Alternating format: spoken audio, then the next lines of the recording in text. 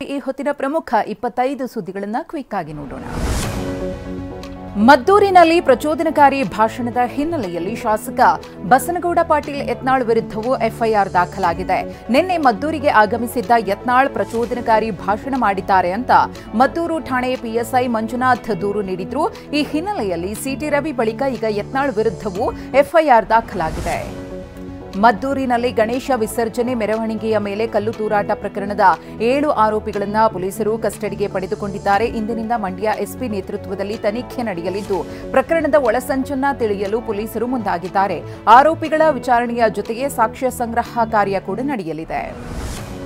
ಮದ್ದೂರಿನಲ್ಲಿ ಗಣೇಶ ಮೆರವಣಿಗೆಗೆ ಕಲ್ಲು ತೂರಿದ ಪ್ರಕರಣಕ್ಕೆ ಪೊಲೀಸ್ ಅಧಿಕಾರಿಯ ತಲೆದಂಡವಾಗಿದೆ. ಮಂಡ್ಯ ಹೆಚ್ಚುವರಿ ಎಸ್ಪಿ ತಿಮ್ಮಯ್ಯ ವರ್ಗಾವಣೆ ಮಾಡಲಾಗಿದೆ. ಜಾಗ ತೋರಿಸದೆ ದಿಢೀರ್ ವರ್ಗಾವಣೆ ಮಾಡಿ ಆದೇಶವನ್ನು ಹೊರಡಿಸಲಾಗಿದೆ.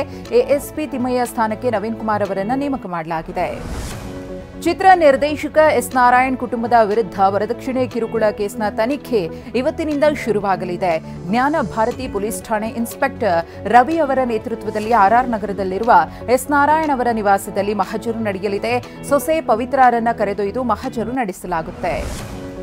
ಬೆಂಗಳೂರಿನಲ್ಲಿ ಪೋಥೀಸ್ ಬಟ್ಟೆ ಶೋರೂಂಗಳ ಮೇಲೆ ಐಟಿ ದಾಳಿ ನಡೆದಿದೆ. ಕೆಂಪೇಗೌಡ ರಸ್ತೆ, ಮೈಸೂರು ರಸ್ತೆಯಲ್ಲಿರುವ ಮಳಿಗೆಗಳ ಮೇಲೆ 55ಕ್ಕೂ ಹೆಚ್ಚು ಅಧಿಕಾರಿಗಳು ದಾಳಿ ನಡೆಸಿ ಪರಿಶೀಲನೆ ನಡೆಸುತ್ತಿದ್ದಾರೆ. ಆದಾಯ ತೆರಿಗೆ ವಂಚನೆ ಆರೋಪದ ಹಿನ್ನೆಲೆಯಲ್ಲಿ ಈ ದಾಳಿಯಾಗಿದೆ. ಪೋಥೀಸ್ ಮಳಿಗೆಗಳು ತಮಿಳುನಾಡು ಉದ್ಯಮಿಗೆ ಸೇರಿದ್ದಾಗಿದೆ. ಬೆಂಗಳೂರಿನ ನಮ್ಮ ಮೆಟ್ರೋ ರೈಲಿನಲ್ಲಿ ಜೀವಂತ ಹೃದಯ ರವಾನೆ ಮಾಡಲಾಗಿದೆ. ಯಶವಂತಪುರ ಸ್ಪರ್ಶ ಆಸ್ಪತ್ರೆಯಿಂದ ಶೇಷಾದ್ರಿಪುರ ಬಳಿ ಅಪೋಲೋ ಆಸ್ಪತ್ರೆಗೆ ಹೃದಯವನ್ನ ಸಾಗಿಸಲಾಗಿದೆ.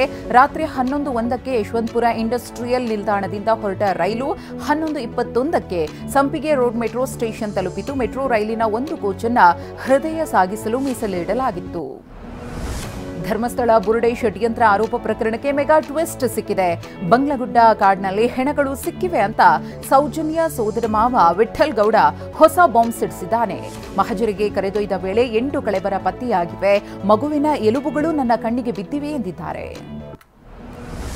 ಶವಗಳನ್ನ ಹೂತ ಬಗ್ಗೆ ಚಿನ್ನಯ್ಯ, ತೆನಾಸಿ, ರಂಗ ಎಲ್ಲ ನನ್ನ ಹತ್ರ ಹೇಳಿದ್ದಾರೆ ಅಂತ ವಿಠ್ಠಲ್ ಗೌಡ ಮತ್ತೊಂದು ಬಾಂಬ್ ಸಿಡಿಸಿದ್ದಾನೆ. ಎಸ್ಐಟಿ ನನ್ನ ಕೇಳಿದ್ರೆ ಎಲ್ಲಾ ಜಾಗವನ್ನ ತೋರಿಸ್ತೇನೆ.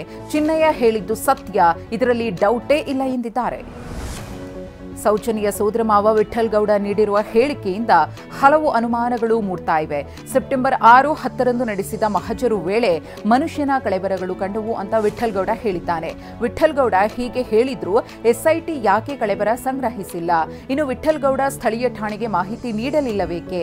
ಮತ್ತಷ್ಟು ಕಡೆ ಅಗೆಯಲು ಒತ್ತಡ ಹೇರಲು ಈ ರೀತಿ ಹೇಳಿದ್ದಾನೆ ಎಂಬ ಸಂಶಯ ವ್ಯಕ್ತವಾಗಿದೆ.